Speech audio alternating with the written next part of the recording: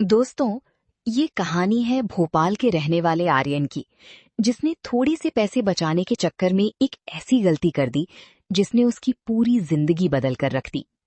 आर्यन एक software engineer था जो शहर के शोरगुल से दूर एक पुराने इलाके में किराए का घर ढूंढ रहा था।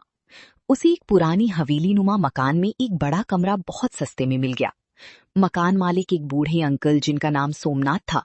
उन्होंने सिर्फ एक शर्त रखी, बेटा, रात 12 बजे के बाद कमरे से बाहर मत निकलना, और अगर बालकनी से कोई आवाज आए तो खिड़की मत खोलना। आर्यन को लगा शायद अंकल पुरानी ख्यालात के हैं। पहले 4 दिन सब नॉर्मल था, लेकिन 5वें दिन आर्यन की नींद रात के 2:15 बजे खुली। उसे ऐसा लगा जैसे उसके कमरे के ठीक बाहर बालकनी में कोई भारी चीज घसीटी जा रही है। घसाड़, घसाड़, घसाड़। आर्यन हिम्मत करके खिड़की के पास गया। उसने पर्दा थोड़ा सा हटाया। बाहर घना कोहरा था, लेकिन उस कोहरे में उसे एक साया दिखा। एक दुबली पतली औरत जिसने सफेद नहीं बल्कि काले रंग की साड़ी पहनी थी। वो बालकनी के फर्श को अपने नाखूनों से खुराच रही थी। अचानक वो औरत रुकी।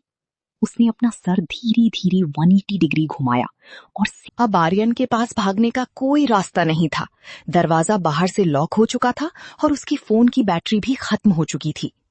रात फिर से हुई। आर्यन ने फैसला किया कि वो आज सोया नहीं रहेगा। उसने कमरे में रखी एक पुरानी कबर्ड के पीछे छिपने की कोशिश की। तभी उसे वहां एक पुरानी डायरी मिली। उसमें सोमनाथ अंकल की लिखी बातें थीं। मेरी बेटी को काले रंग से बहुत प्यार था, लेकिन उसकी मौत के बाद वो इसी घर में कैद हो गई। वो उन लोगों को नहीं छोड़ती जो उसके संगीत में रुकावट डालते हैं। तभी पूरे घर में एक अजीब सा संगीत गूंजने लगा।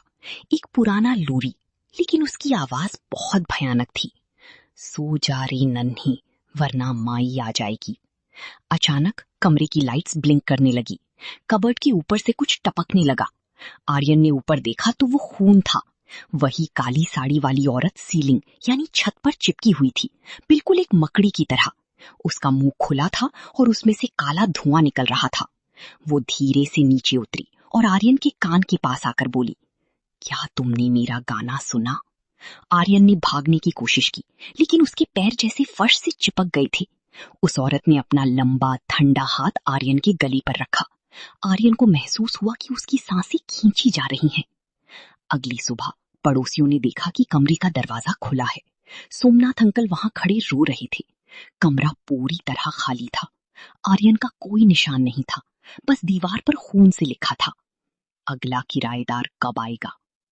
आज भी उस रास्ते से निकलने वाले लोग कहते हैं कि रात 12 बजे के बाद उस बालकनी में एक काले साई को देखा जा सकता है, जो किसी का इंतजार कर रहा होता है।